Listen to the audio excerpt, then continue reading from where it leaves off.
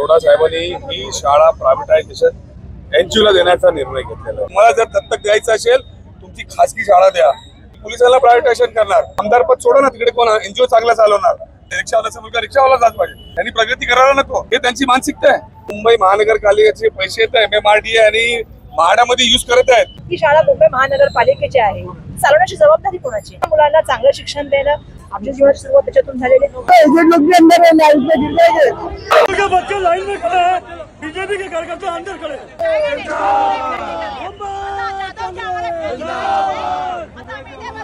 लड़ाते दूरों से, हम लड़ेंगे जोरों से।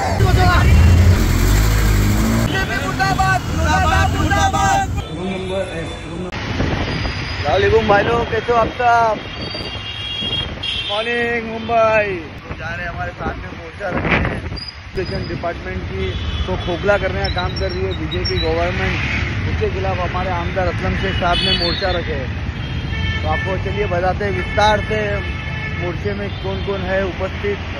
तो जैसा कि भाई लोग, जैसा हम लोग नाश्ता करने के लिए बैठे, वैसी ही हमारी बदनसीबी थी, बैड लक था कि पुलिस आके होटल जो मेज़बान के बाजू में होटल है उसको बंद करा दिए कुछ समय के लिए, और हम लोग अंदर ही बैठे थे ऑर्डर देके, और जैसा कि हम लोग को बिना नाश्ते के ही भगा दिया गया वहाँ से। बड़ी बेइज्जती हुई।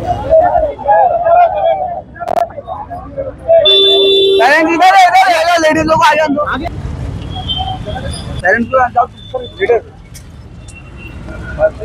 आइए भी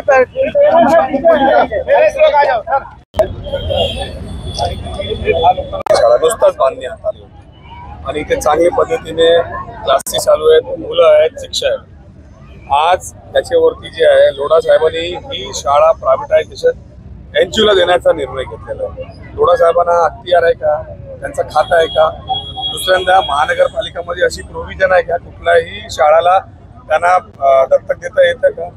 सगळे नियम धाब्यावरती ठेवून एवढी टॅक्सपेअरचे पैसे लावून आम्ही जे शाळा बांधली, शिक्षक व्यवस्थित आहेत, पालकांचा विरोध आहे, शिक्षकांचा विरोध आहे, लोकांना आणून शिकवणार, अजून त्याची भरती चालू झाली नाही, दत्तक देण्यात नाही आली, आणि जे इथे बिल्डिंग इन्चार्ज आहे त्यांनी लोकांकडून पैसे घ्यायला चालू केले। 2-3 लाख रुपये लोकांकडून पैसे घेतले। ते तक्रार देण्यासाठी पालक पोलीस स्टेशन मध्ये गेले, त्यांची गुन्हा दाखल करून होत नाही। आम्हाला लोढाजी नाही सांगायचं की तुम्हाला जर दत्तक द्यायचं असेल तुमची खासगी शाळा द्या, तुमची स्वतःची प्रॉपर्टी द्या, ही टॅक्सपेअरची प्रॉपर्टी, त्याची प्रॉपर्टी आहे, तुम्ही याच्यात कशाला हस्तक्षेप करता? आहेत ना आमच्याकडे शिक्षक, उद्या तुम्ही पोलिसांना प्रायव्हेटायझेशन करणार, उद्या तुम्ही हॉस्पिटलला प्रायव्हेटायझेशन करणार, मग तुमची काय गरज आहे? तुमचा आमदार पद सोडा ना, तिकडे कोण एनजीओ चांगला चालवणार, तुमचा पद सोडा ना, तिकडे कोण चांगला एनजीओ चालवणार, तुमची गरजच काय? तुम्हाला चालवता येत नाही का? मग तुम्ही प्रायव्हेटायझेशन करत चाललेला आहे। या गरीब म्हणजे कडियाचा मुलगा कडिया झाला पाहिजे, रिक्षावाल्याचा मुलगा रिक्षावाला जात पाहिजे, झाडू पोताई करणारा त्याचा मुलगा तसं झाला पाहिजे, त्यांनी प्रगती करायला नको, आणि तुमच्या मुलाने बाहेर जाऊन शिकायचा, पाहिजे तशी गाडी चालवायची, मोठा या राज्याचा 1 नंबर बिल्डर व्हायचा, आणि गरीब माणसांनी गरीबच राहायचा, तसंच मारायचं, हे त्यांची मानसिकता आहे। पालकांची जेव्हा विचारण्यात आलं, पालकांसोबत सुद्धा चर्चा झालेली नसल्याचे दिसत आहे, आणि जे पालकांना असं सांगितण्यात आलं नाहीये, असंच पालकांना सांगितलं, पालकांना कोणी सांगितलंय, पालक सांगत नाही। मुंबई महानगरपालिकेकडे पैसे नाही, अरे मुंबई महानगरपालिकेचे पैसे तर MMRDA आणि म्हाडामध्ये युज करत आहेत। 1 लाख कोटीचा तुम्ही टेंडर काढला, 100 कोटीचा शाळेसाठी टेंडर काढता एक, आणि तुम्हाला 2-5 कोटी पगार द्यायला पैसे नाही। काय लॉजिक लावता तुम्ही? म्हणजे टेंडर बांधून पैसे खायचा आणि टीचर्स नाही ठेवायचा, आणि मग प्रायव्हेटच्या नावावर CSRचा घोटाळा करायचा। कुठली संस्थेला देतात? त्याचा काय अभ्यास आहे? तुम्ही टाटाला दिला असता तर हरकत नाही, तुम्ही महिंद्रा दिला असतं का? जे चांगले कॉर्पोरेट त्यांना दिलं असं हरकत नाही, कोणालाही उठत देतात। त्याची काय पात्रता अपात्रता बघणार की नाही बघणार? मागील काळात SSCचं एक्झाम सुद्धा झालं होतं, त्यामध्ये सुद्धा असेच जे एक्झाम सेंटर होते 400-500 किलोमीटर लांब विद्यार्थ्यांना देण्यात आले होते, आणि एक्झाम सुद्धा काही ठिकाणी स्थगिती झाले होते। तुम्ही बघा, हे पहिला दत्तक देतील, त्याच्यानंतर लोकांची याच्यात कार्यालय होतील, आताही बिल्डिंग बांधलेली, आताही जे दुसरे प्रायव्हेट लोक चालवतात लोकांकडून पैसे घेतात, आणि महानगरपालिकांनी त्यांना थोडक्या पैशात द्यायचं, लाईट बिल महानगरपालिकांनी भरायचं, सगळं करायचं, आणि पैसे ते कमवून जायचं, आणि गरीबचा मुलगा रोडवर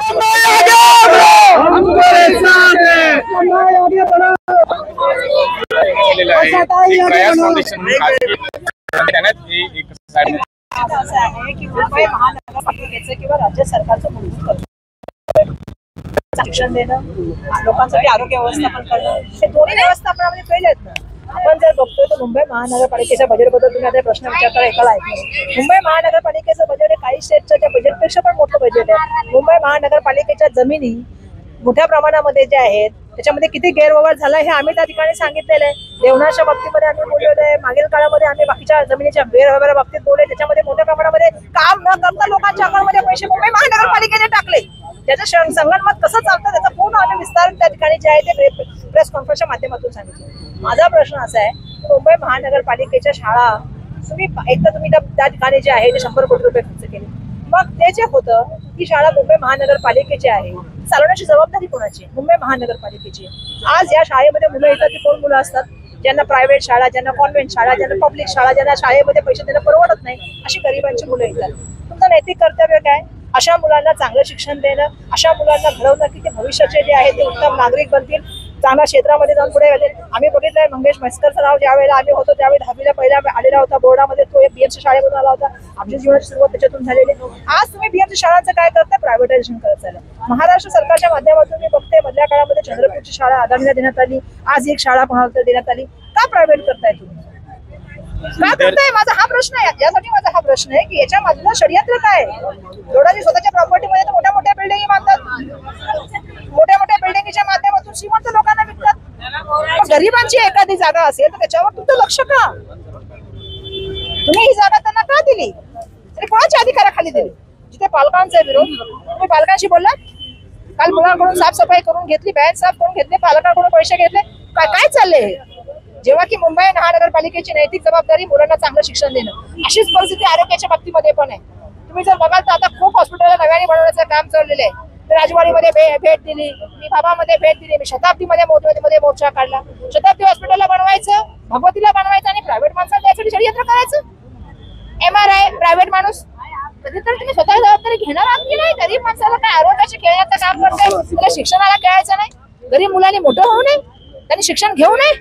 तुम्ही आम्ही कुठून आलेलो आहोत? मग ही काय परिस्थिती चाललेली आहे? दहाबणा एखादी स्वतःची प्रायव्हेट बिल्डिंग द्यावी, जागा द्यावी, चालू करा. पण तुम्ही गव्हर्नमेंटच्या वस्तूकडे आणि मुंबई महानगरपालिकेच्या जमिनीकडे आणि त्या ठिकाणी बिल्डिंगकडे बघत असाल, त्यांच्या पैशातून बांधायचं, त्यांचा स्टाफ वापरायचा आणि एका प्रायव्हेट संस्थेला मोठं करायचं, ते चालू देणार नाही आम्ही. शिक्षणाचा अधिकार जो विद्यार्थ्यांचा आहे त्याला कुठे कुठे संपवण्याचा प्रयत्न सरकारकडनं करण्यात येत असं. शिक्षणाचा अधिकार मुलांना असलेला सगळ्यात मूलभूत अधिकार म्हणजे मुलांना मोफत शिक्षण मिळणं, जो आम्ही केला होता RT. पण दुर्दैवाने आज आम्ही बघतोय की मुलांना कशा तऱ्हेने त्रास देता येईल यासाठी प्रयत्न केले जातात. प्रायव्हेट माणसाला कशा जमिनी मिळतील?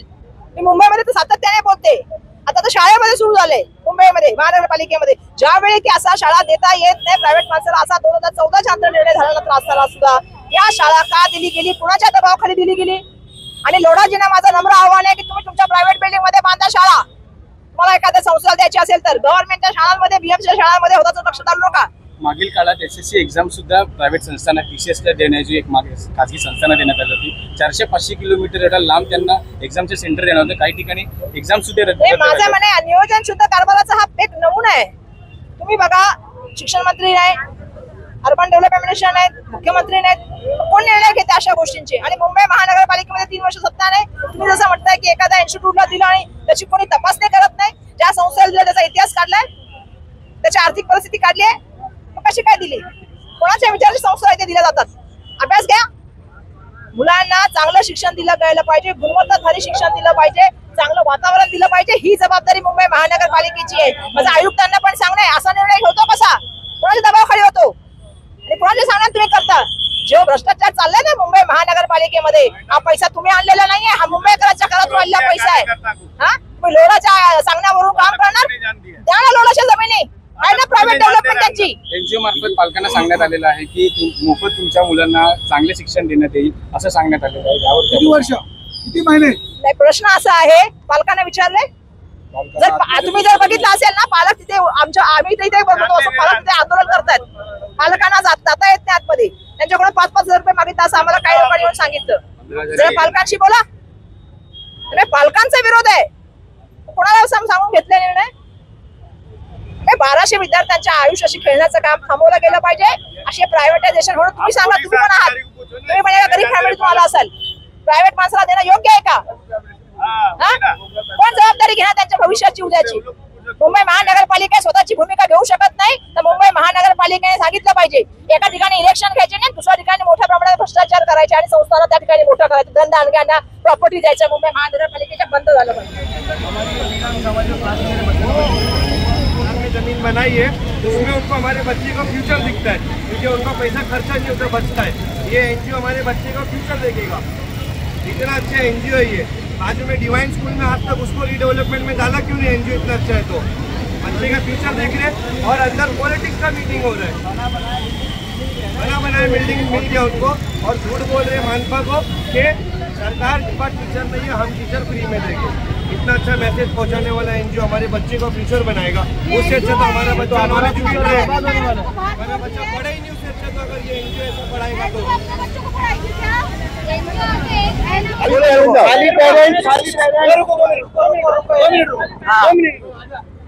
टीचर आएगी, कौन पेरेंट आएगी? हाँ मैसेज देख के छोड़ दो, मैसेज देखो जी का मैसेज है. हम लोग बालवाड़ी में पढ़ रहे हैं ना. छोड़ दो सर, मैसेज हाँ तो उन लोग को छोड़ दो, ऐसा भी सबके पास मैसेज रहेगा. मीटिंग एट 9 AM देखो आज ऑफिशियल मीटिंग ऑफ स्कूल तो सीधा इनको गेट के अंदर छोड़ दो ना सर. हमारी जो क्लास टीचर है बच्चे हमारी प्रिंसिपल मैडम पैसा लेके एडमिशन कराइए और ऑडियो हमारे पास है.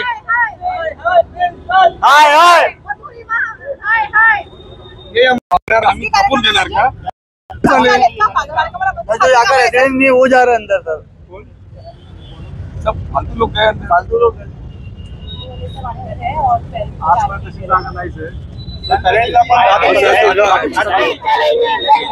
तानाशाही नहीं चलेगी, तानाशाही नहीं चलेगी,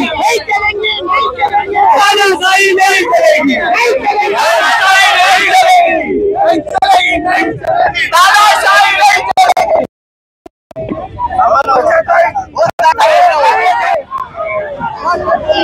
एजेंट लोग भी अंदर है, लाइट में गिर जाएंगे. सीधे सिटीजन भी है.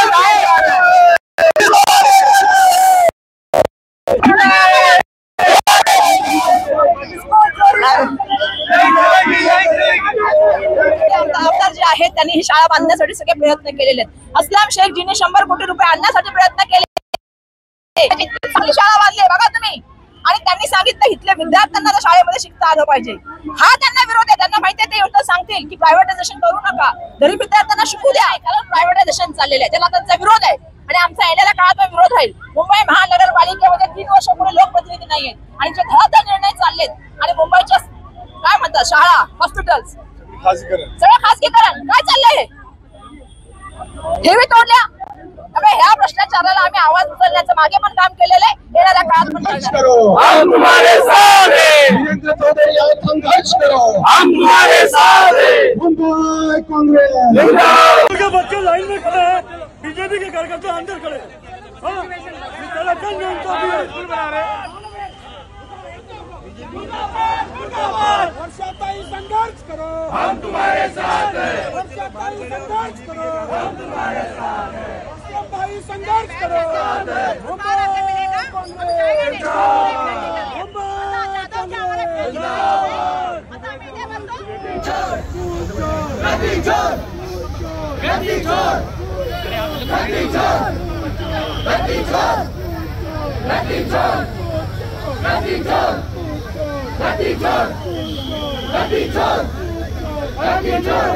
जोर है. अरे पहले लड़ा था जोरों से, अब लड़ेंगे जोरों से. इधर गाड़ी 1 नंबर पे गई.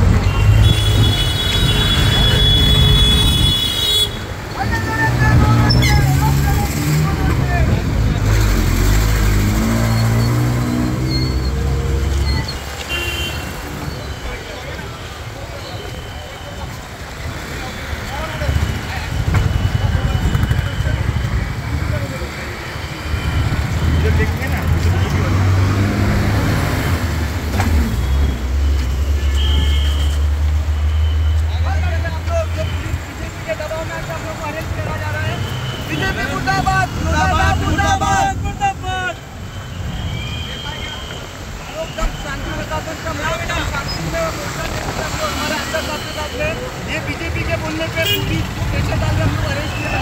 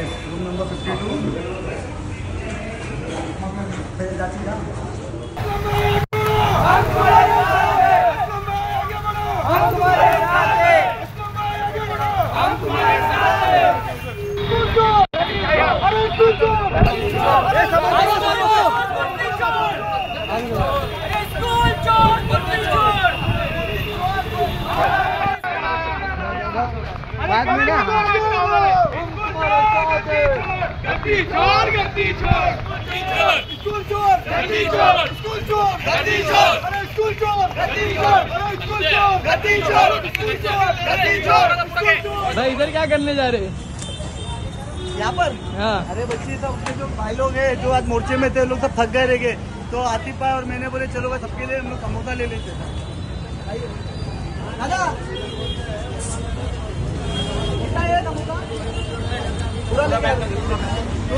रेंज दो, गिन लो तुम। ऐसा मत देखे कितना है? बनाएगा और ये गिन लो ना तुम पहला। अरे गिनो लाके दे रहा उसके हाथ में भिजवा लो ट्रे। हाँ वही गिनो। Hello madam. अरे आगे वाला ऊपर। ये आगे तो ऐसे दे रहा मिठाई है। अबे प्लेट चाहिए ना? अबे प्लेट तो लो प्लेट। अरे ऐसी दे दे वहाँ चिल्लाने का। अरे एक एक मिर्ची एक एक वो देते ना। हाँ लो समोसे लूटो लूटो समोसे।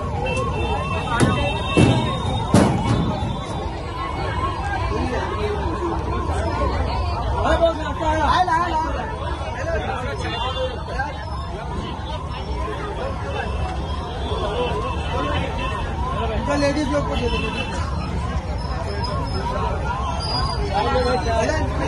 हाँ